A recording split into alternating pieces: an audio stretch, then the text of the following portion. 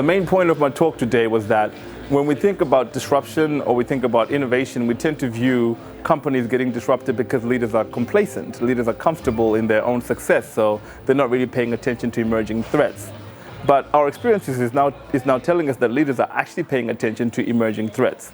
But the problem they have is that they're taking a biased perspective when they look at these threats, right? They're using their previous experiences, the success of their businesses, the culture with which they come from to interpret these emerging disruptors, and therefore they're more likely to make mistakes and sort of look but not really see what's really happening to them.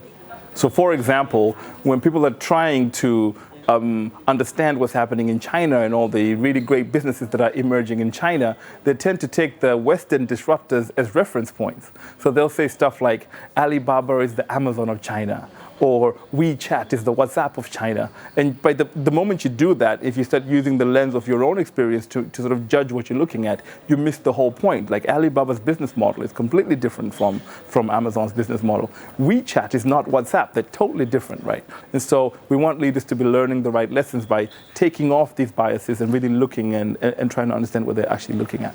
Anchoring bias is when previous information that you are exposed to starts to color how you interpret new information. And so if people keep talking about all these emerging disruptors from Silicon Valley, people then take the Silicon Valley model and try and make sense of the Beijing or the Shanghai ecosystem, right? And all the companies that are actually emerging from Asia. And so this sort of anchoring bias can actually cause you to misunderstand what you're looking at. There are three ways in which companies can actually try and get rid of some of the biases they have when they're looking at emerging disruptors. The first thing is to recognize that the bias is there.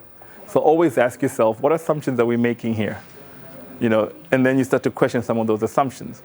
And then the second thing that you always need to understand is that disruptors, especially from emerging markets, are the way they are because of the culture from which they come from. So actually taking time to understand that cultural context will give you a different lens with which to make sense of those disruptors. And then the final thing you really need to ask yourself is exactly what is the business model that this actual disruptor is using? Rather than your assumptions on what business models look like, what exact business model are they actually using? And your understanding of that business model will give you much more information than just sort of making assumptions and reaching conclusions without looking properly. Yeah, the European Business Forum is a fantastic place to meet leaders and learn new ideas from different thinkers. So I think it's a really fantastic place to collaborate and get practical insights that companies can apply in their day-to-day work. So my next book is called Pirates in the Navy. And I got that phrase from Steve Jobs, who was once quoted as saying, it's better to be a pirate than to join the Navy. And the reason why he made that distinction was because he was talking about it's better to be in a startup than to be in a large company. But a lot of large companies are now trying to innovate. So a lot of innovators that are inside large companies are like pirates in the Navy. And that's where the book idea comes from.